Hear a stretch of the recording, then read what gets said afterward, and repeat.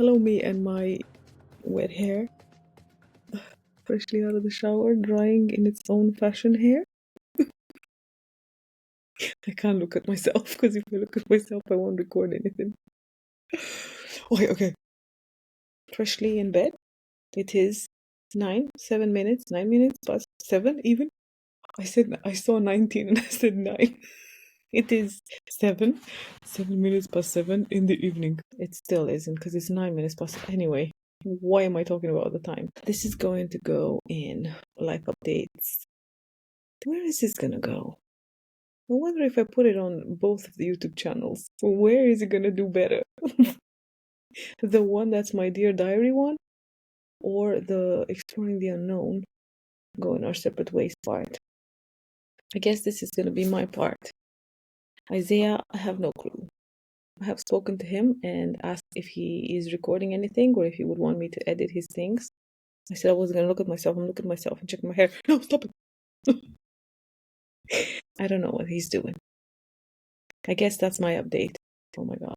This is breakup number N because I have lost count after a while. We have come together and broken up many, many times.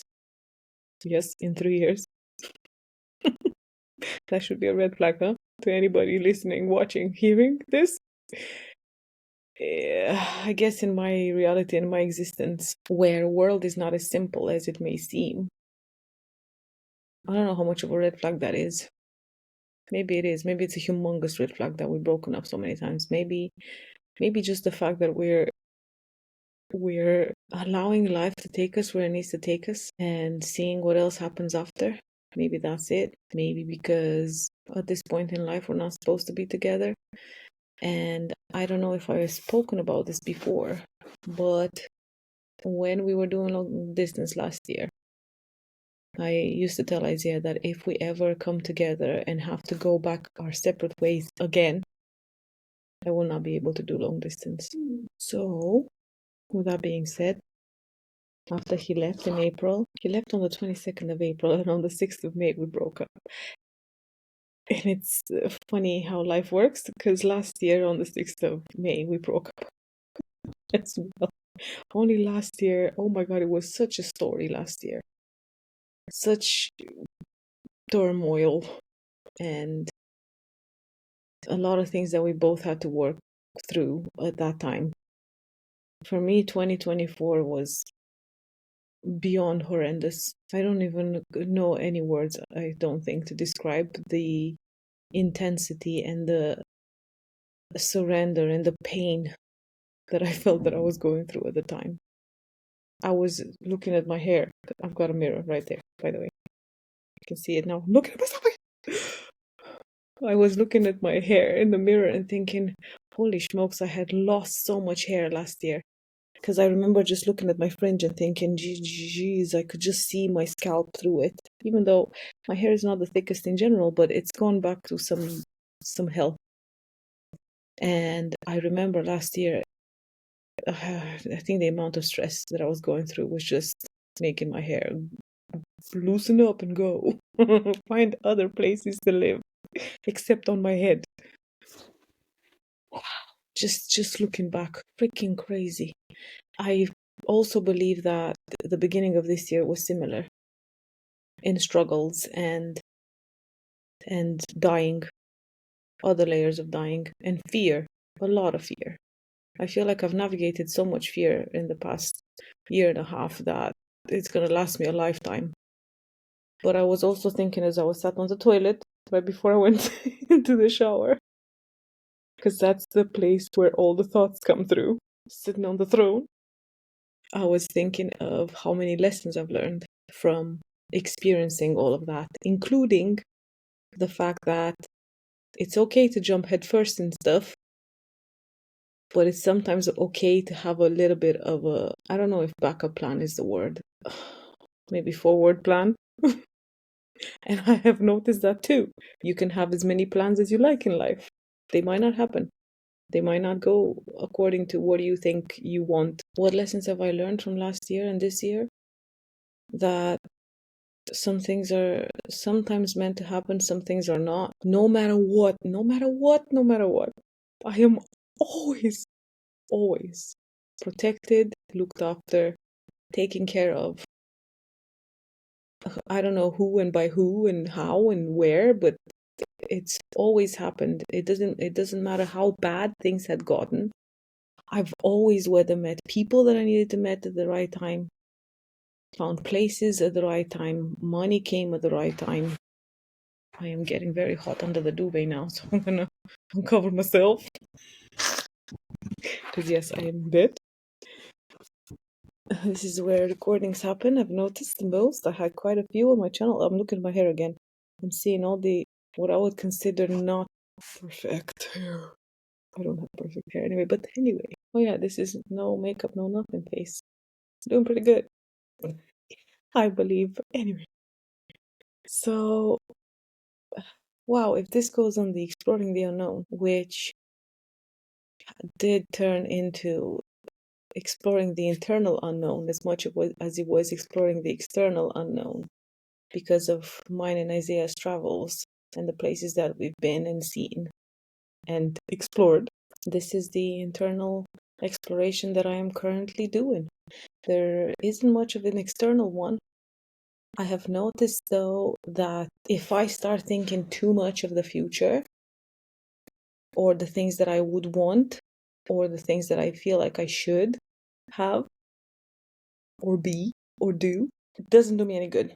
Because generally, if I think too much far ahead, I feel like I am denying the present moment in the respect of whatever I'm in right now or whatever I'm doing right now is not as it should be. And there should be something better, or I should be somewhere else or with somebody else, as in with Isaiah. Because right now we're not in each other's presence and we're not even together. And I'm finding that very difficult. But anyway, going too much ahead in the future of where I'm gonna be and what I'm gonna do, or how I would like things to be, including when it comes to my children. That avenue has become another part of my life that I have learned to let go of and surrender to whoever's in charge. Because I've noticed it has the same energy of I want it to be a certain way.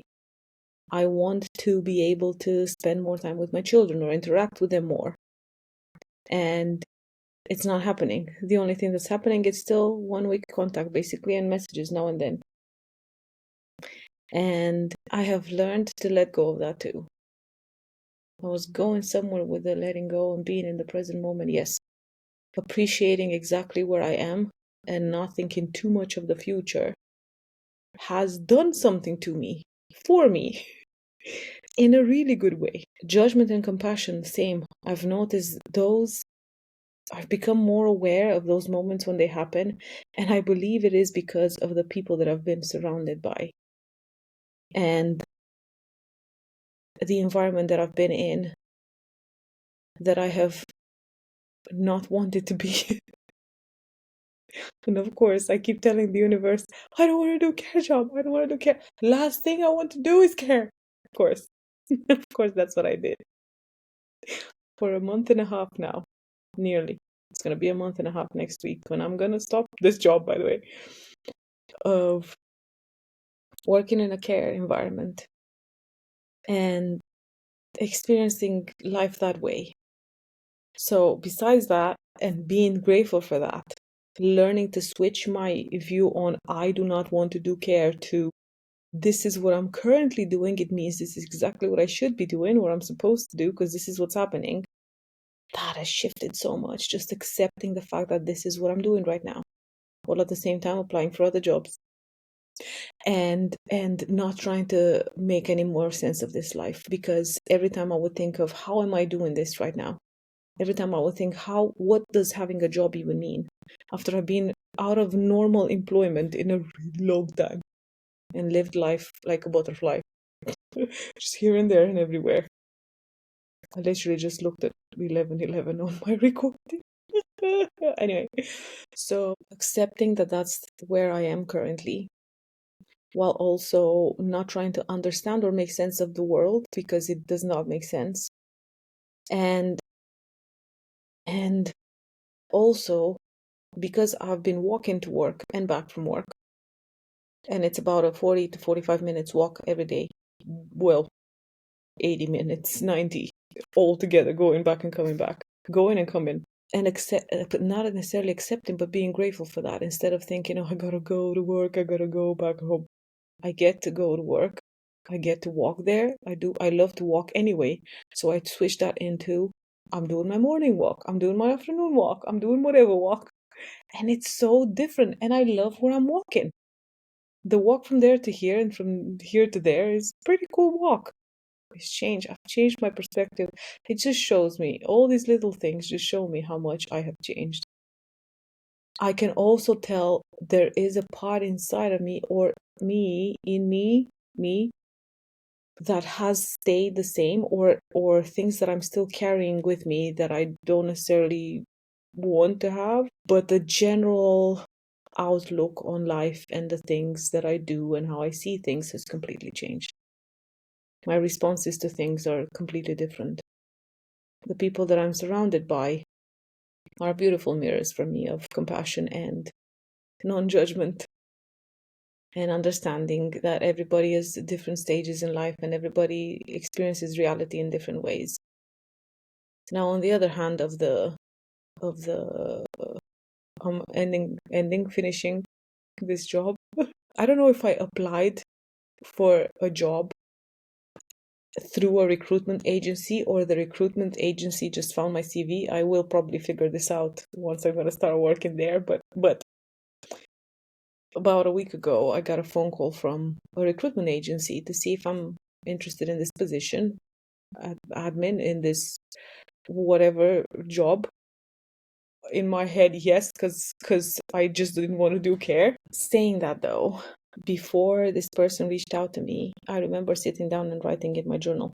I do have a journal that I very rarely write in, but I thought, I know the power of writing stuff down. So I'm going to write down what I would like to experience. If I have to do this thing that's called going to work somewhere or have a job, I would like it to be somewhere where I enjoy going and with the people that I'm working with. So I wrote down that it's a Monday to Friday job. I don't know if I've ever worked a Monday to Friday job in my life. Maybe when I was young, that I can't remember right now, but even God, I don't think I've ever actually worked a 9 to 5 job, Monday to Friday. So I wrote down that that's what I would like. And in a small group of people, if it's in an office, I don't mind because it's nice and clean. And I said that I want people to get along and everything to be flowy and people enjoying their job and going there and having fun and all this stuff. So I wrote that down about 3 weeks ago, I would say, a month tops. And I got this phone call from this recruitment agency. And this guy described to me what the position was, and he said he was going to send my CV to the people, and I would hear from them, and all in all, I got an interview. So I went for the first interview, and I told myself I'm just going to be me. I don't want to appear any kind of way. I don't want to impress anybody. I had no attachment to the outcome, which is such a big deal for me, not to have any attachment to any outcome at all, that it was a very interesting experience. I love the fact that this person that interviewed me didn't ask me the stereotypical questions and didn't want to know much about my work experience or how I dealt with this and dealt with that. He wanted to find out about me as a person, which it was so refreshing. It was such a cool interview. Anyway, 50 minutes later, the person that interviewed me said that I've come on very well and that he wanted his business partner, to meet me as well and the rest of the team. So I had another interview a few days ago. What were we today? Wednesday. Oh wow, yeah, it was Monday. And I was gonna find out whether I got the position or not. And I found out that they offered me the job, and I'm going to start on Wednesday, a week from today. I have a week notice that I had to give to the other place that I'm currently working. And that will be that.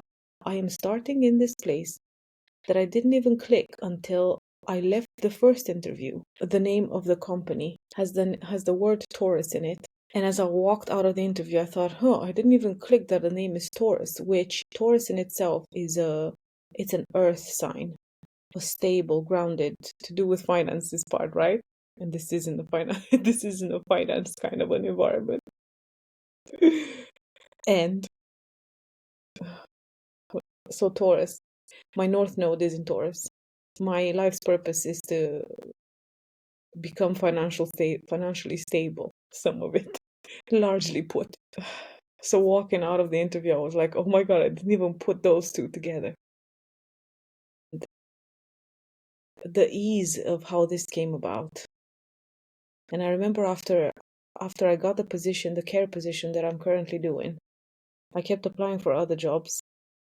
And every time I would apply for some, I never felt that I could stop, that any that I applied for would go anywhere. So I kept feeling like I need to keep applying for other ones and other ones and other ones.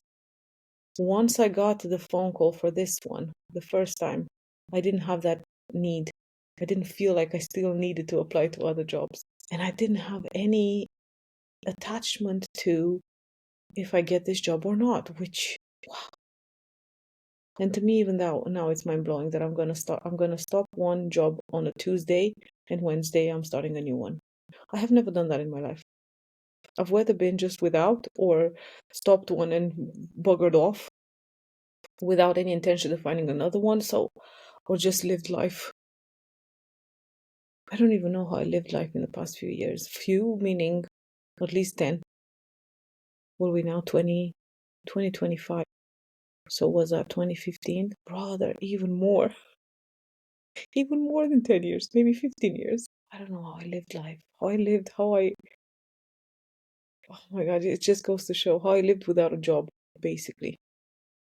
Without a normal job, with going to somewhere and whatever, because I've had other things that I've done that brought me some income or lived out of savings or so somebody's always got my back. Somebody's always looked after me. And as much as I've had that and I lived life that way, I have learned that as much as I love going to all the new places and experiencing new things, I do like a little bit of stability. And this is part of the conversations that I used to have with Isaiah. I would love to be able to keep going and exploring this beautiful world, but also have somewhere to go home to. So have a home base somewhere. And that's still the plan. I still want to have a home, a place where I could call home, even if it is just a one room somewhere that I can leave and then come back to. Leave and go and do whatever I need to do with myself, whatever my mind can concoct, and then come back to. I have this desire to have a home. And that's the thing that I'm working towards right now. Now, to circle back to the Isaiah part and us not being together anymore and me not being able to let go. Because you know what the funny part is? It's me that wanted to break up because I can't do the long distance part. I don't know what it is about it.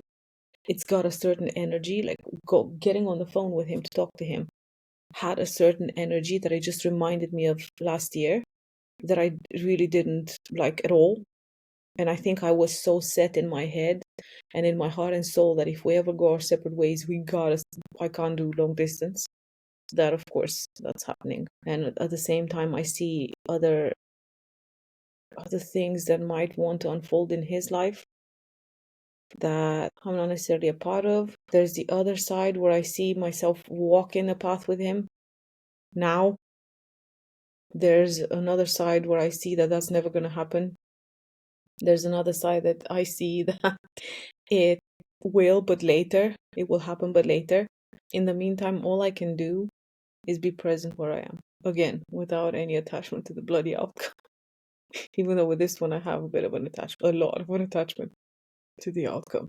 There are so many things that I have picked at when it comes to our relationship of how I felt when I was with him. When it comes to the love part, that was the bestest kind of most amazing thing that I could have experienced ever in my life.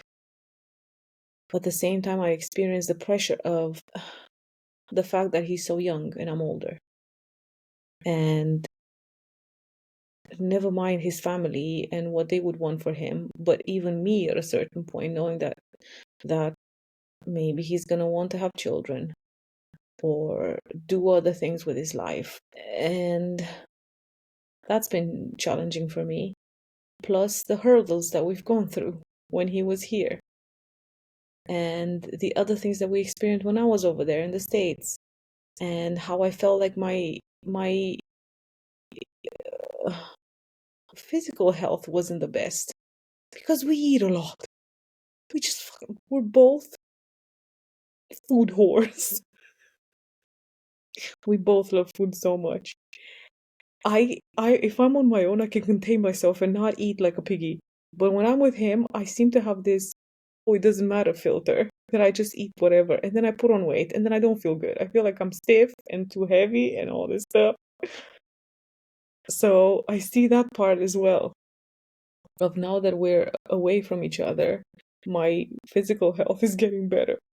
And of course, I get in my head with this whole idea of when you're with the right person or the wrong person, your body kind of tells you. A part of me doesn't want to believe that. A part of me doesn't want to believe that he's the wrong person for me. There have been other things that have come to light lately that I had a lot of feelings around and intuitions around that make me believe that maybe that is partly why we couldn't have been together or can't stick together, because of various other factors, other bigger energies that are at play that I believe have a lot of influence on us. So who knows? Who knows where this is gonna go? In the meantime, he's living life over there. I'm living life over here. I'm the one that messages him the most because I can't help it at the moment. I have gone for 2 months last year of no contact whatsoever with him, so I know I would be able to do it again. I think I have this attachment that I need to let go of because at this time in life, I believe that we're both supposed to walk our own separate ways. And at the same time, every time something happens in my life, I want to text him and tell him about it. Anyway, this is my update for now. Fucking hell, this is 25 minutes over of me talking stuff. Every time I record something like this, I always wonder, or think to myself, I'm gonna put it out and people are gonna see it, and then are they gonna get anything out of it? I think I always question the value into the things that I put out because I believe that there's gotta be a value. There's gotta be something of value that I offer in order for people to gain something out of it, because otherwise it's just wasted time and space. So if I don't look at it from that lens, then does it matter what I'm doing here? Does it matter that I'm just talking to myself? Looking at the camera now, because if I look down where I can see myself, I look at my luscious hair, it's still drying. Still dry, yes. And how it's just doing its thing. I'm totes adorbs, I know. Anyway, I think that's it for now. And until next time, arrivederci.